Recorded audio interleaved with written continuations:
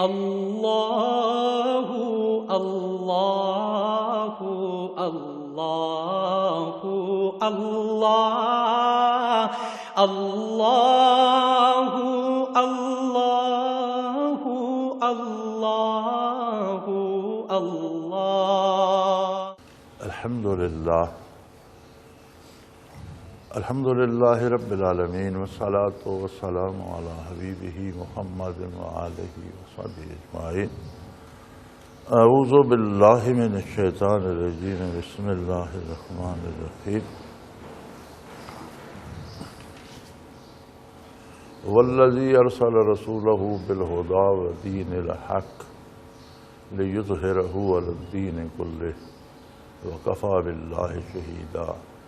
اللہم سبحانک لا علم لنا الا ما علمتنا انک انت العلیم الحکیم۔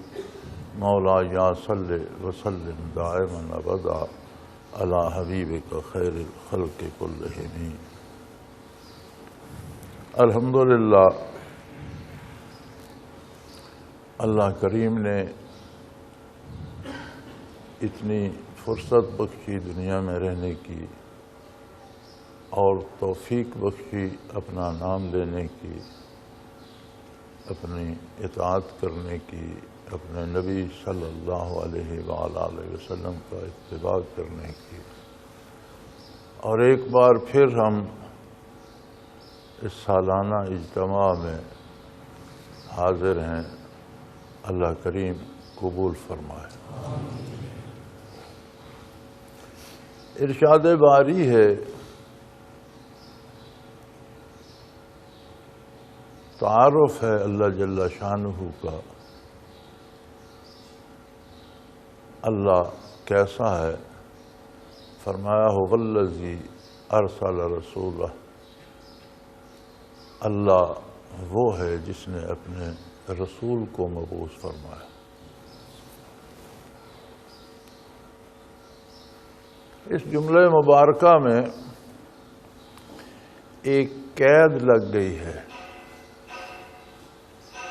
کہ اللہ کریم کو ویسا مانا جائے جیسا اس کا رسول صلی اللہ علیہ وسلم منواتے ہیں۔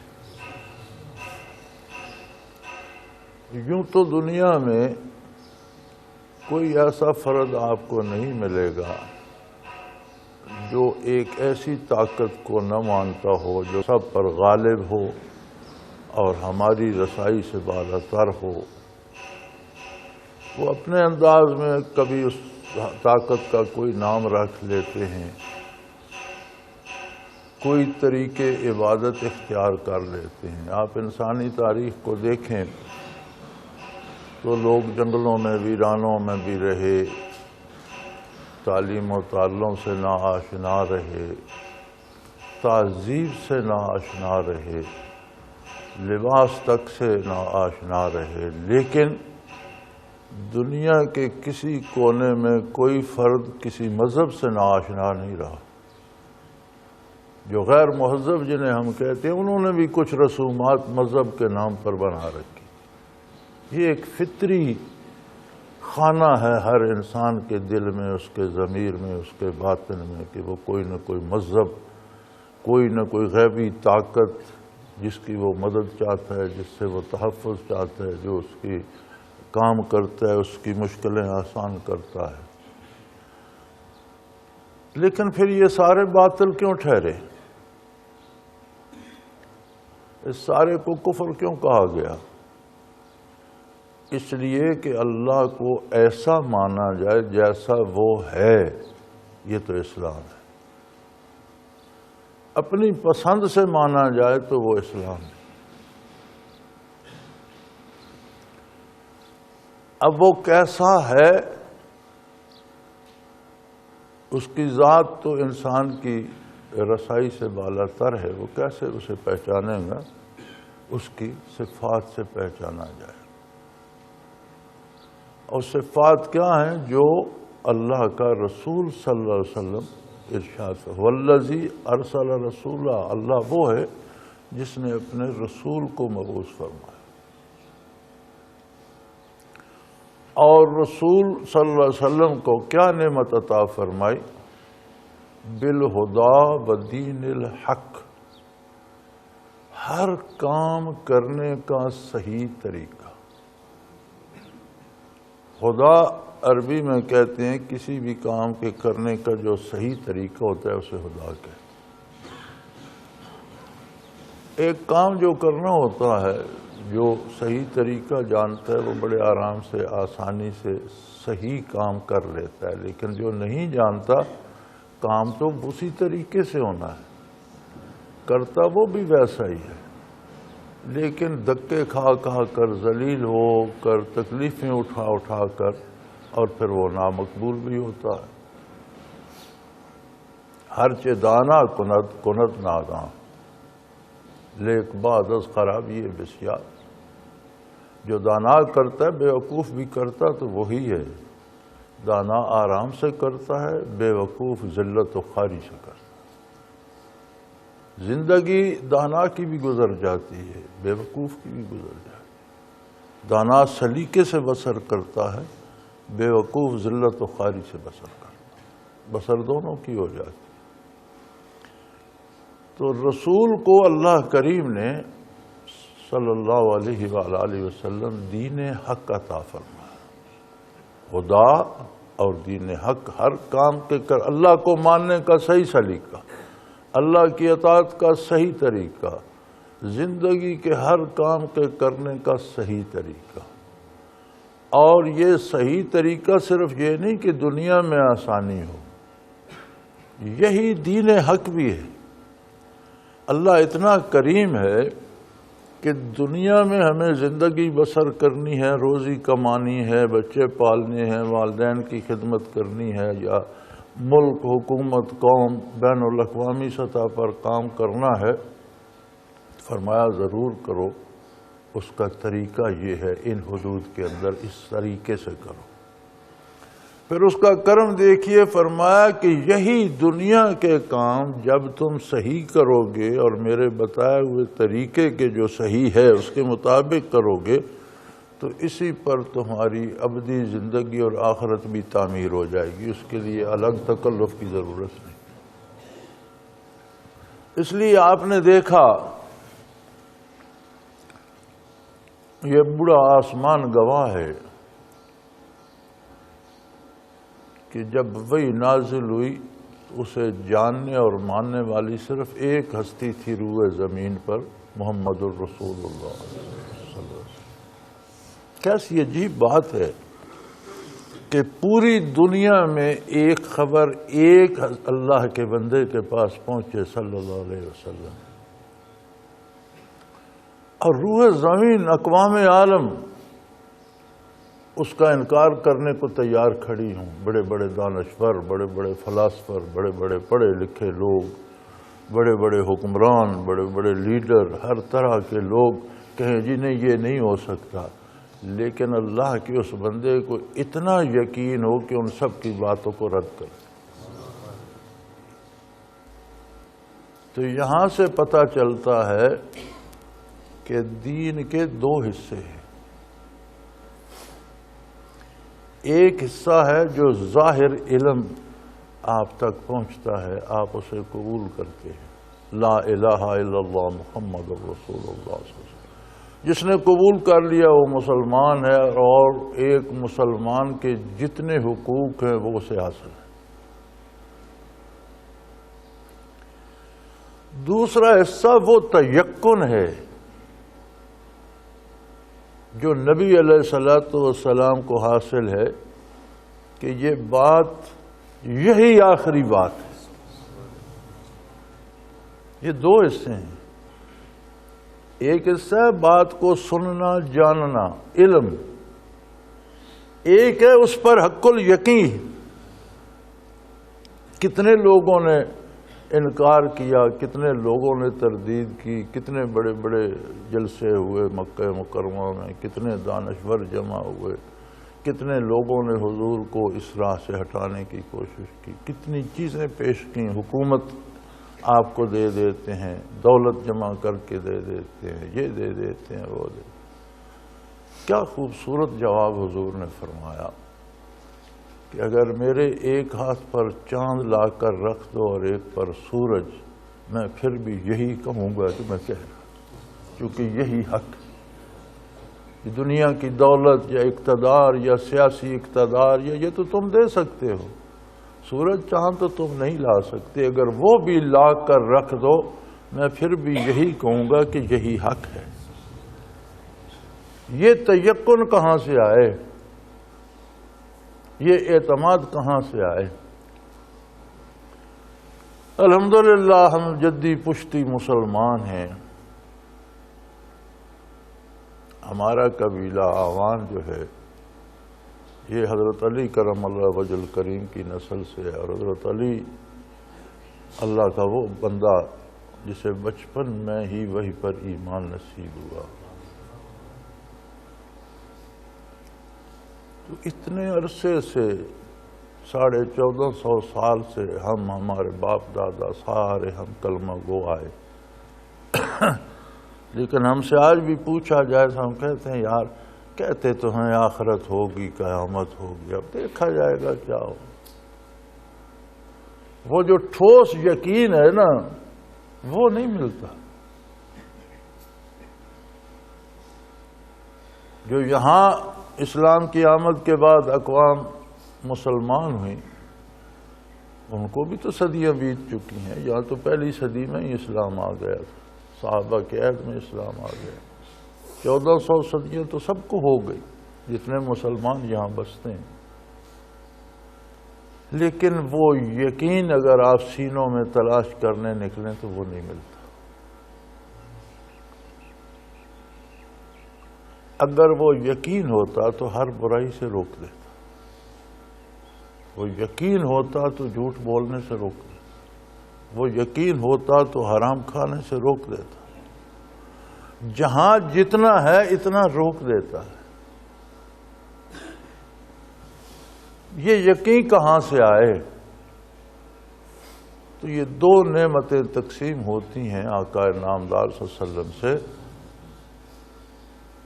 تعلیمات نبوت کلمہ طیبہ سے لے کر ہر زندگی کے مسئلے کا حل، قرآن کریم، حدیث پاک، یہ کیا ہے؟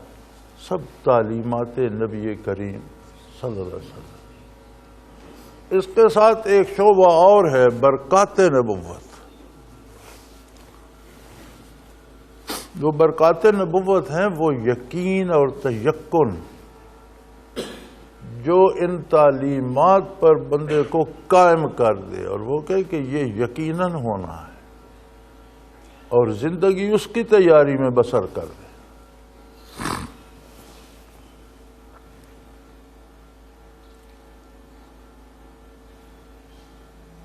اب یہ جو آپ اسے تصوف کہہ لیں، طریقت کہہ لیں، یہ کوئی دین سے الگ چیز نہیں ہے، انہی تعلیمات پر یقین قلبی حاصل کرنا تصوف ہے۔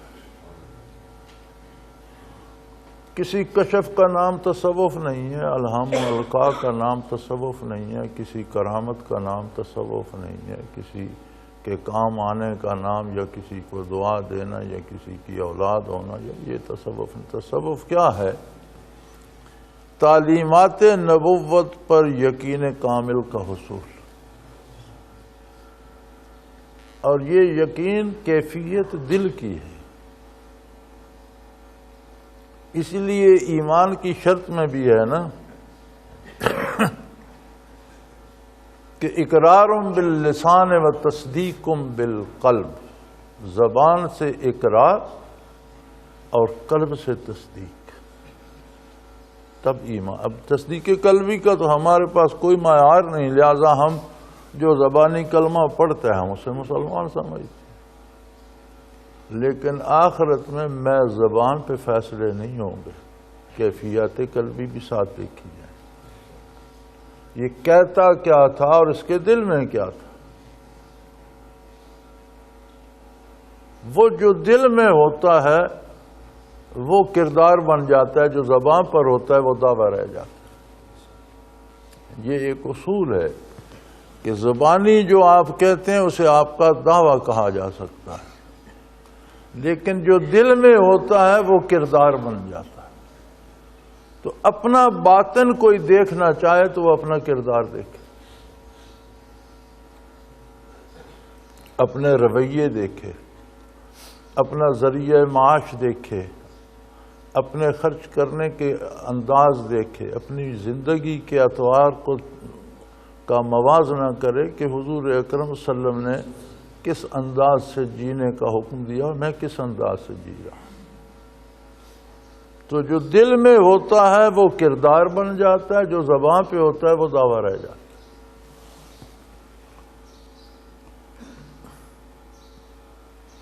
صحابہ کرام کی فضیلت کیا ہے؟ صحابی بہت بڑی عظمت ہے، اور نبوت کے بعد عظیم ترین درجہ صحابیت ہے۔ جہاں صحابیت کی چھت آتی ہے یا انتہا آتی ہے، وہاں سے نبوت کا مقام شروع ہو جاتا ہے۔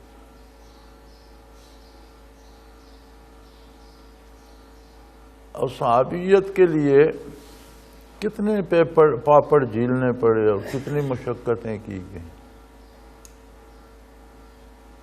نبی اکرم صلی اللہ علیہ وآلہ وسلم کی ایک نگاہ نے ہر مسلمان مرد، عورت، بچے، بوڑھے کو صحابی بنایا۔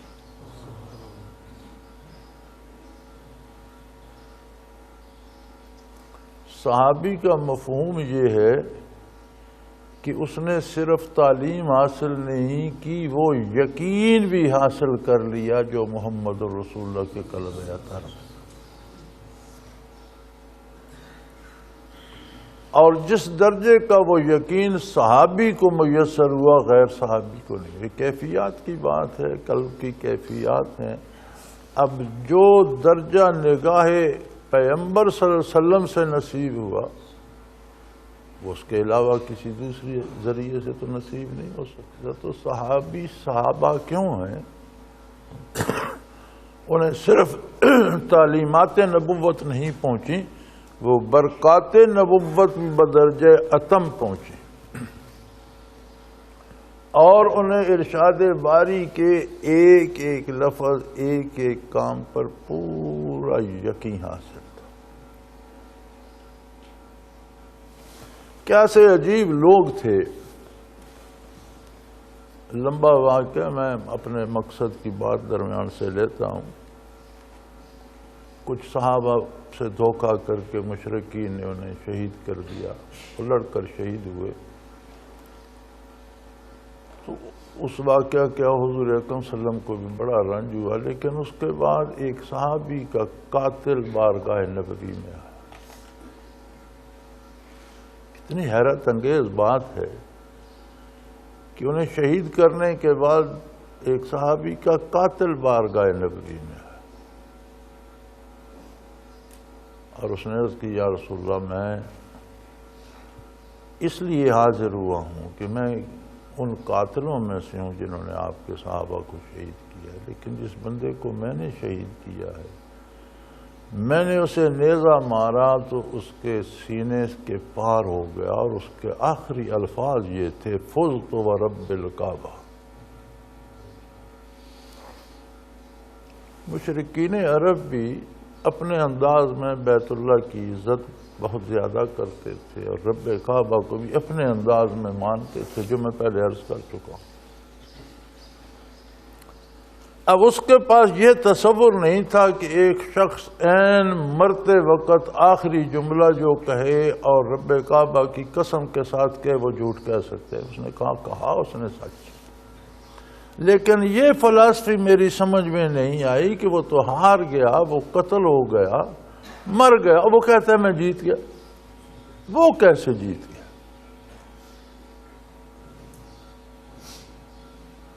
اور یہی بات اس کے اسلام لانے کا اور شرف صحابیت سے سرفراز ہونے کا سبب بنا۔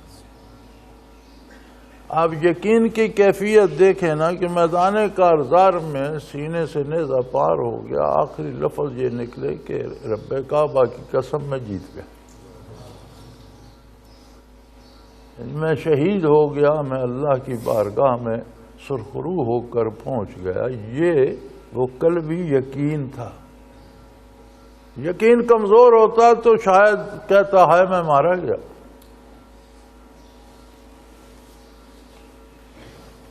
یہ قلبی یقین حاصل کرنا صحابہ سے تابعین، تابعین سے تبع تابعین اور تبع تابعین سے آج تک اور قیامت تک اللہ کے خاص بندے یہ حاصل کرتے جائیں گے. اور جو یہ کیفیات ہیں نا، یہ صفحہ کرتاس پہ منتقل نہیں ہوتی، یہ دلوں سے دلوں کو سفر کرتی ہیں. ان کے لیے کوئی لفظ وضع نہیں کیا گیا، کوئی قلم نہیں بنا جو انہیں لکھے، کوئی کاغذ نہیں بنا جس پر لکھی جائے. ان کے لیے واضح نے کوئی الفاظ ہی وضع نہیں کیے، کیفیات ہیں محسوس کی جا سکتی ہیں. بیان مشکل ہے، لکھنا پڑھنا مشکل ہے. تو جن لوگوں نے یہ کیفیات حاصل کی وہ اولیاء اللہ کہلائے، صوفی کہلائے. سارے نہیں، ان میں کچھ ایسے تھے جنہوں نے آگے بھی تقسیم کرنے کی سعادت حاصل کی. ہر صوفی شیخ نہیں ہو جاتا. حاصل کرنا ایک بات ہے اور اسے تقسیم کرنا دوسری بات. کتنے پڑھے لکھے لوگ ہوتے ہیں جو آگے پڑھا نہیں سکتے، جو پڑھا سکتے ہیں وہ شیخ ہوتے ہیں. جن کو اللہ یہ توفیق دیتا ہے کہ یہ کیفیات تقسیم بھی کریں انہیں شیخ کہتے ہیں. اور یہی تصور ہے پیر کا کہ وہ یقین جو بارگاہ رسالت سے تقسیم ہوتا ہے پیر صاحب ہمارے دل میں بھی پیدا کر. اگر یہ نہ ہو تو پھر پیری مریدی کی ضرورت نہیں ہے. اولادیں دینا یا رزق دینا یا نوکریاں دینا یا بیماریاں یہ پیروں کے کام نہیں ہے. یہ اس کی جس کی مخلوق ہے، جس نے پیدا کی ہے، یہ سارے کام اس کے اپنے. جنگل میں جانوروں کو بچے کون دیتا ہے؟ مغضوب ترین جانور ہے خنزیر، سب سے زیادہ بچے اس کے ہوتے ہیں. اسے کون دیتا؟ بدترین جانوروں میں سے خنزیر ہے، نجس العین ہے، جس کا کوئی جز استعمال کرنے کا کوئی جواز نہیں. ہڈیاں، کھال، ہر چیز ناپاک ہے. مزدوری پہ خنزیر پر مزدوری کرنا، خنزیر چرانے پر نوکری کرنا، ان کو گاڑی میں لاد کر لے جانا، پیسے دینا، یہ بھی حرام. ہر حوالہ حرام ہے اس کا. تو اس کے تو 18 20 بچے ہوتے ہیں. اسے کون دیتا؟ وہی دیتا ہے جس نے مخلوق پیدا کی. انسانوں کو اس نے انسانوں کا محتاج کر دیا ہے کہ وہ تویز لیں گے تو بچے ہوں گے. ایسی نہیں بات. یہ سب اس کے اپنے کام ہیں. پیر کا بوجھ لادنے کی سر پہ ضرورت نہیں ہے. ہاں، وہ شیخ ہو سکتا ہے جو ہمارے دل میں بھی یہ یقین منتقل کر. ہمیں دین پر، قرآن پر، حدیث پر، آخرت پر، ارشاد باری پر، ارشادات نبوی پر وہ یقین ہو جائے کہ موت آئے تو اس یقین پہ ہم فخر کر سکیں کہ ہم جیت گئے. اللہ کریم نے اس کا ایک ہی راستہ سارے قرآن میں بتایا ہے، وہ ہے ذکر کثیر. ذکر دلوں میں استعداد پیدا کرتا ہے قبولیت کی، دلوں کو صاف کرتا ہے. یہ انعکاسی عمل ہے. آپ ایک شیشے سے سورج کی شعاعیں منعکس تو کر سکتے ہیں، لیکن آگے بھی شیشہ ہوگا تو پھر وہ دگنی ہو کر چمکیں گی. پتھر ہوگا تو واپس نہیں آئیں گی. یہ چیزیں انعکاسی ہیں. شیخ سے دل سے طالب کے دل پہ آتی ہیں، لیکن اس دل میں قبولیت کی استعداد ہونی چاہیے. اب اس سے یہ امید رکھنا کہ میں ذکر کرتا ہوں مجھے وہ کشف ہو جائے، مجھے وہ کرامت ہو، یہ کوئی بات نہیں. ہاں، کشف کا ہونا اللہ کا انعام ہے، لیکن کشف کو طلب کرنا شرک ہے. عبادت صرف اللہ کی رضا کے لیے کی جائے گی، اس کے علاوہ مقصد کوئی اور ہوگا تو وہ شرک ہو جائے. اور کشف و کرامت بھی غیر اللہ نہیں ہے. اگر کوئی چلا کشی کرتا ہے کہ مجھے کشف ہو جائے، مشاہدہ ہو جائے، تو وہ غیر اللہ کے لیے کر رہا ہے۔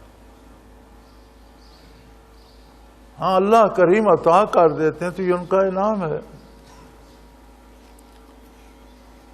اور عموماً ہر صوفی کو کچھ نہ کچھ اگر کشف نہ ہو تو وجدان ہو جاتا ہے، ادراک نصیب ہو جاتا ہے، لیکن یہ از قسم ثمرات ہے، اور ثمرات اللہ کی طرف سے ہوتے ہیں۔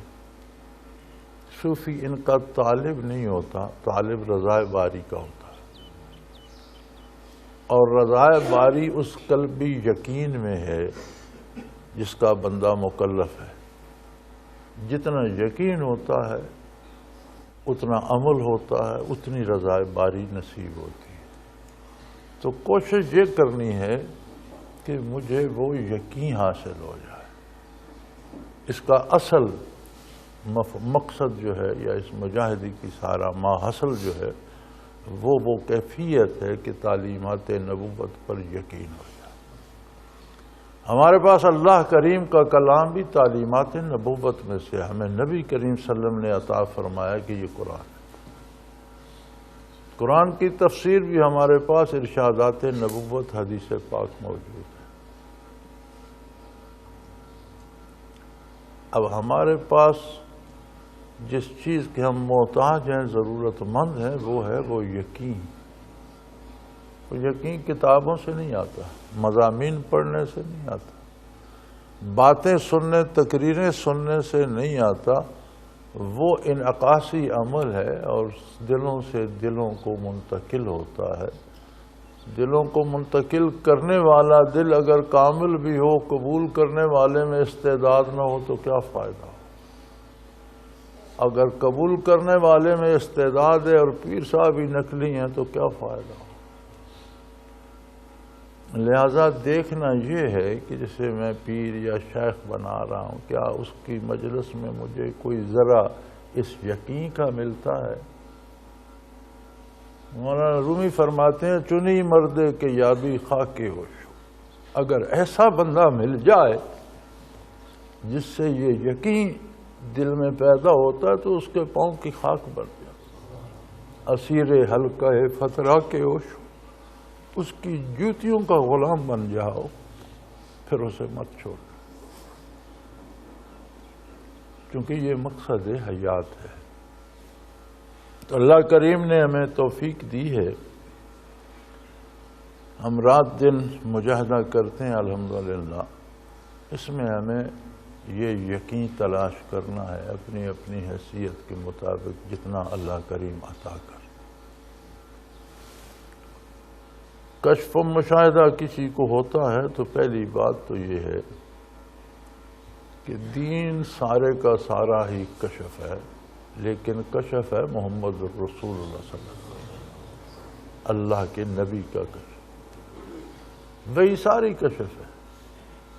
حضور کے علاوہ کسی بندے نے سنی یا دیکھی تو ساری باطنی کیفیات سے آئی نا، یہی کشف ہوتی ہے۔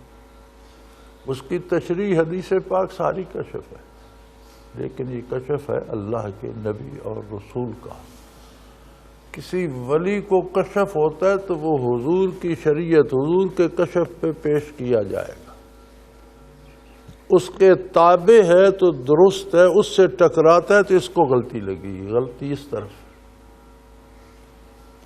کوئی کشف، کوئی مشاہدہ اگر ہوتا ہے اس میں کوئی خلاف شریعت بات نظر آتی ہے تو اس کی کوئی حیثیت۔ ایک بات، دوسری بات یہ یاد رکھیے کہ کسی کو کشف ہوتا ہے اور وہ شریعت کے مطابق ہے تو اس پر وہ عمل کرتا ہے تو اس کی ذات کے لیے، کوئی اس کشف والے کے علاوہ کوئی دوسرا بندہ اس کے کشف کو ماننے کا مکلف نہیں۔ اگر اس کے کشف کو مانے گا تو گویا اس نے اسے نبی مان لیا۔ یہ میں ان لوگوں کے لیے عرض کر رہا ہوں کہ جن کو تھوڑا بہت کشف ہو جاتا ہے پھر ان کے گرد ہجوم کر لیتے ہیں، میرا یہ مسئلہ ہے، میرا وہ، مجھے بتاؤ۔ اگر اس کا کشف آپ مانیں گے تو آپ کا دین جاتا رہا، آپ نے ایک اور فرد کو نبی مان لیا۔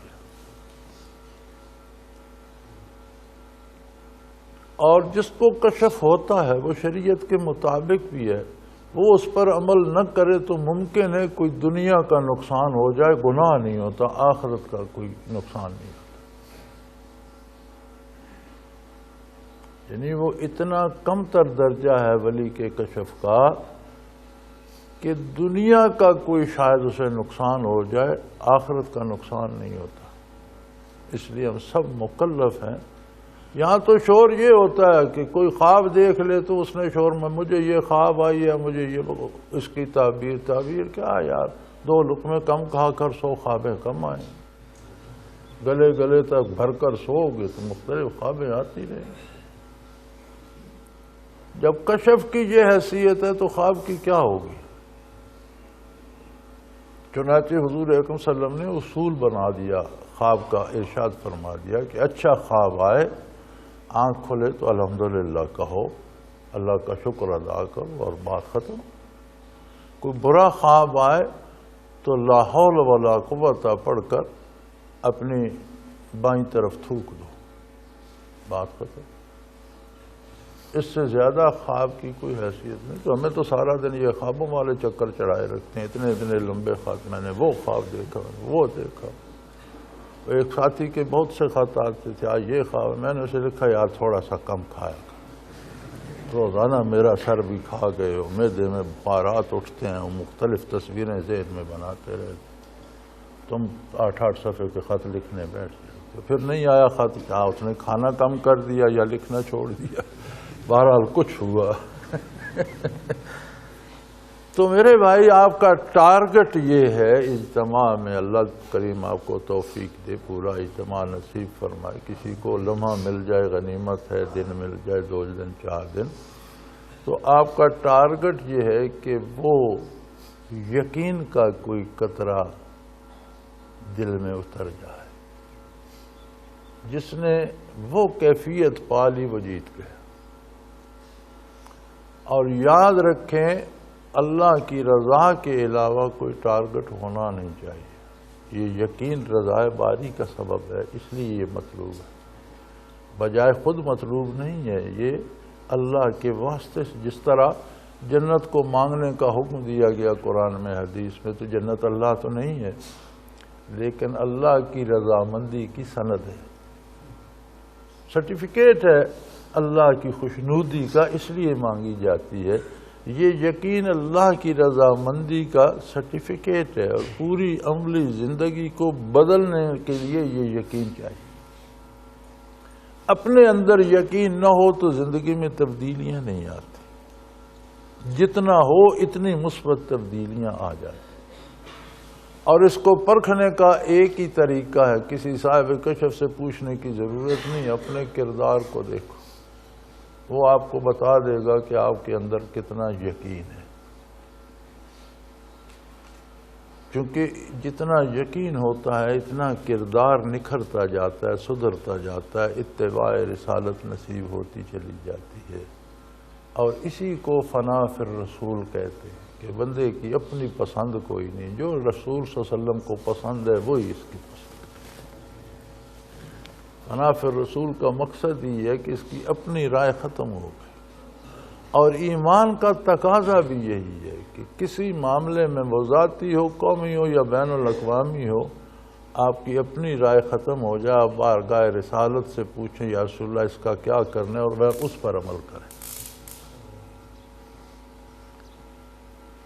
تو اس محنت، اس مجاہدے کا، اس مل بیٹھنے کا، اس سارے کام کا ماحصل یہ یقین کی دولت ہے۔ آپ قرآن کریم تو اللہ کا کتاب ہے، حدیث شریف کا بھی مطالعہ کر کے دیکھ لیجئے،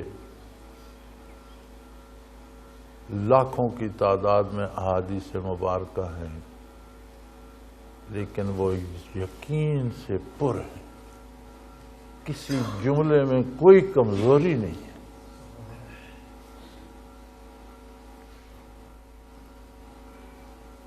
حضرت رحمۃ اللہ تعالی علیہ کی تقاریر،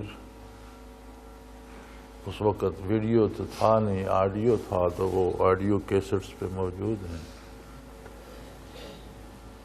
آپ کبھی حضرت جی کی تقریریں سنیں، آپ کو ایک ایک جملے سے یقین ٹپکتا ہوا نظر آئے، یعنی میں جو کہہ رہا ہوں وہ یقینی ہے اور سچ ہے، اور یہ کہنے والے کے انداز تخاطب سے ٹپکتا ہے، جھلکتا ہے۔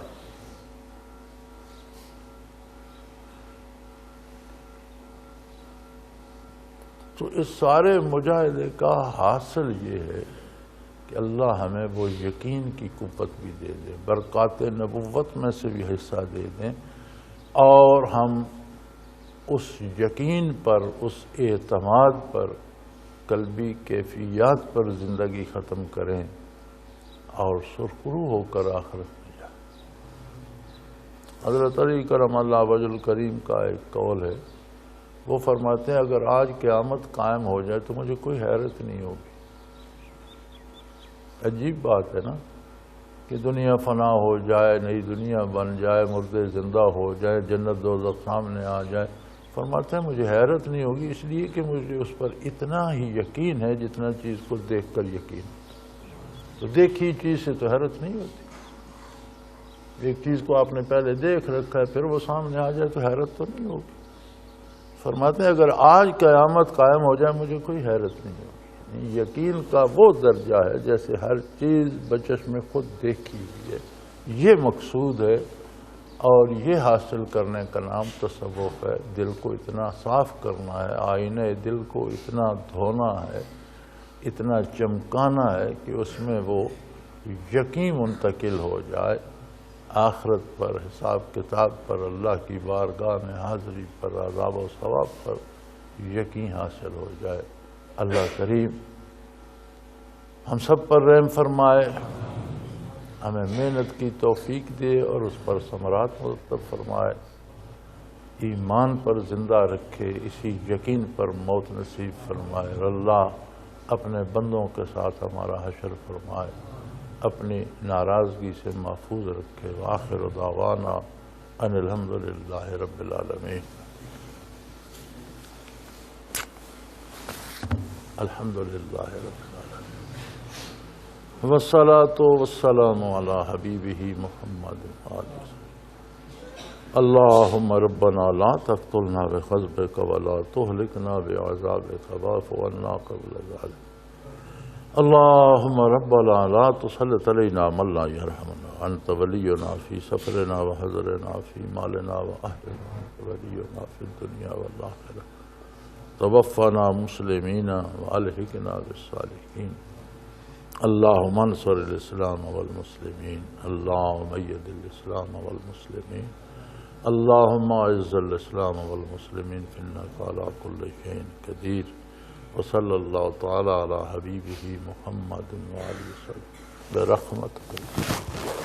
اللہ اللہ اللہ اللہ اللہ اللہ اللہ۔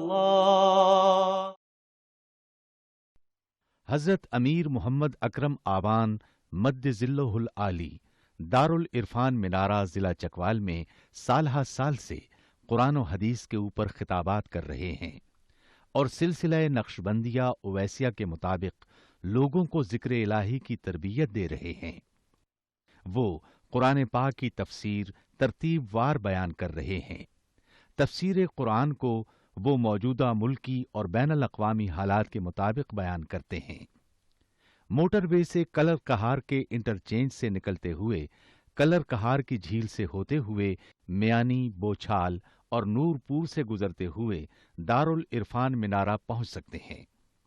حضرت امیر محمد اکرم آوان نے بچیوں اور بچوں کی دینی اور دنیاوی تعلیم کے لیے سقارہ اکیڈمی کے نام سے ایک درسگاہ بھی قائم کی ہے، جس کا افتتاح ملک پاکستان کے صدر جنرل محمد ضیاء الحق نے اپنے دست مبارک سے کیا تھا۔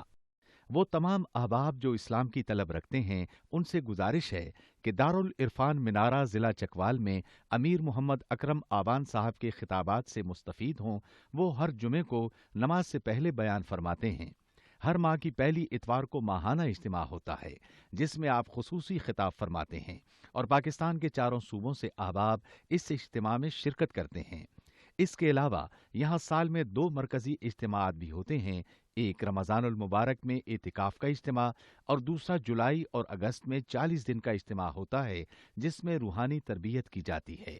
اپنا خون سیماب دے کر اتنا ہم کر جائیں گے، نام آقا کا چمن میں پھر رقم کر جائیں گے۔